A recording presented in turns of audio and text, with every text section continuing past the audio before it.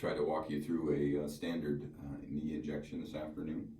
We have a setup of our typical injection protocol, which is 5 cc's of 1% lidocaine, and then 1 cc of 0.5% ropivacaine with 1 milliliter or 40 milligrams of triamcinolone. We first will come and we'll inject the lidocaine laterally.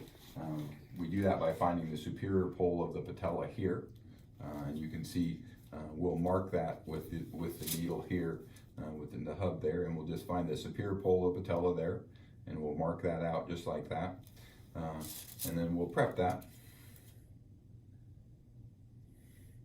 and we will once again find that superior pole of patella, just push that over, and then we'll this is a 22 gauge needle, and with that 22 gauge needle, if you can see us there, we're going to gently, we'll just make that tract.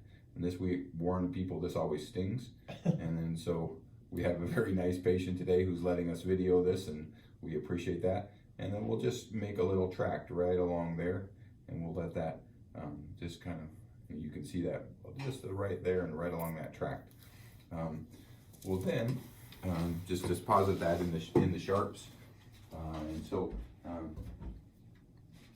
we'll then take a ChloraPrep swab, and then with our ChloraPrep swab, we'll clean this and bring this here,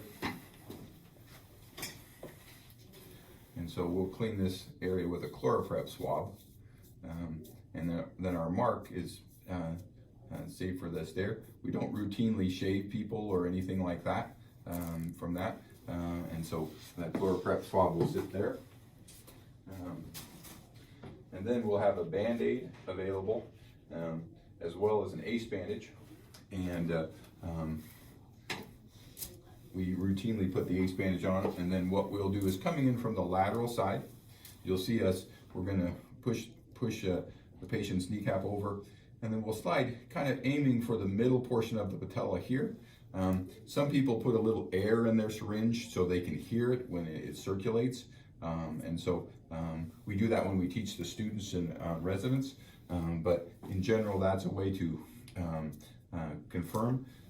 But for the patient, we usually use an 18 gauge needle because once they're numb, it gives us a little better feel. But once again, we'll push that over using that same tract. We'll kind of slide right underneath it, kind of coming up, sliding right underneath, popping through the skin. And this nice gentleman has tough skin. You can see, even with that, he won't even, okay, we pop right in there, and he can, and so then it should go in really easy, just amazingly easy, and you'll even see it kind of buttress out on the medial side, but just extremely easy. That goes in. We're aiming literally, you can see us aiming for here, and then we bring that right back out.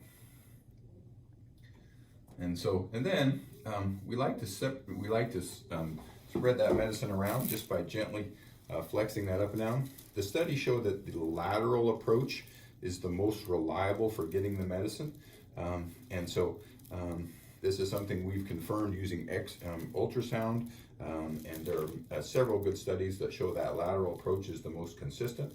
And after spreading that around, we put a simple bandage on here that we ask the patient to wear for 2 to 3 hours, and then we counsel them that usually they're pretty sore the next day because the corticosteroid actually takes about 24 to 48 hours to have its effect, with a small chance of kind of an irritation, particularly in the first 24 hours.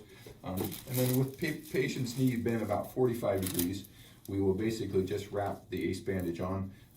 We tend to use a 6-inch, but 4-inch is just fine also in most patients, and we like that.